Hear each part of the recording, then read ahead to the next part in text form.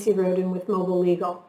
And today we're going to take a few minutes to talk about misunderstandings and myths associated with the Centers for Disease Control and Prevention's temporary halt and evictions.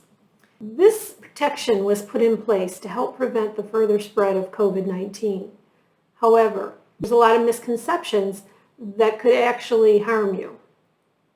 The first myth is that it's automatic, that because this was issued, you're automatically protected. And that is simply false. It requires you to be qualified based on 5 criteria, that you have used best efforts to obtain all available government assistance for renter housing.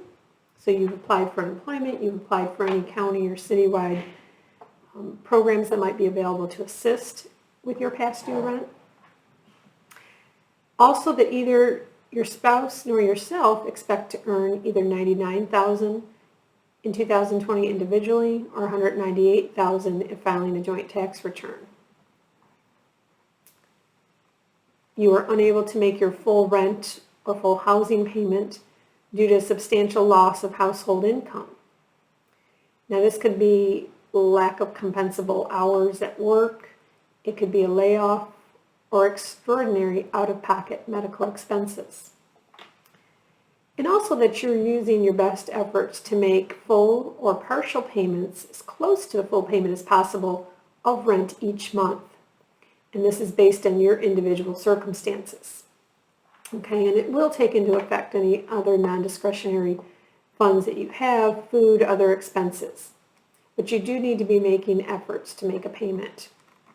And also, if you were evicted, you would likely become homeless, that you have no one to live with. You would end up in a homeless shelter or need to move into a residence with other people that you would be living in close quarters. And really important to understand outside those criteria is that you must still pay your rent and any late fees and comply with any other regulations or obligations listed in your individual lease. Your landlord can still collect those late fees. And you also understand that this is a temporary halt and it expires on December 31st, 2020.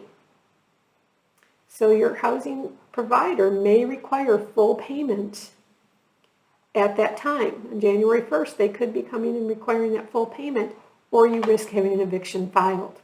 So it's really important to try to work with your landlord and see if you can enter into some type of payment plan. The next myth is that it's guaranteed. If you declare that your CDC, you sign the form and submit it, you're guaranteed protection. You are not. First of all, you must sign the CDC declaration form if all of those criteria are true and accurate to your situation, and you must deliver it to your landlord or management company. You are not covered until it's actually delivered. But even then, protection is not guaranteed. A landlord could file in court, and they could require you to provide documentation to prove that you met those 5 criteria we just covered. So there is no guarantee. It's not automatic. You could be challenged, and you need to be prepared to defend and show actual documents to prove that you have completed those 5 steps. The next myth is that the protection by the governor or the Center for Disease Control protection excuses your obligation to make rent payments. That is also false. You must make your rent payments. You are still obligated to do so. The only thing this protects against is a temporary halt in the actual eviction or writ to remove you from your place of residence. You still owe your landlord the full month's rent or applicable late fees based on your lease and contract.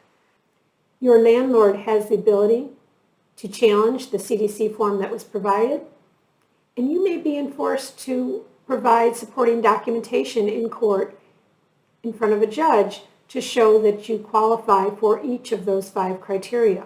That is just a brief overview.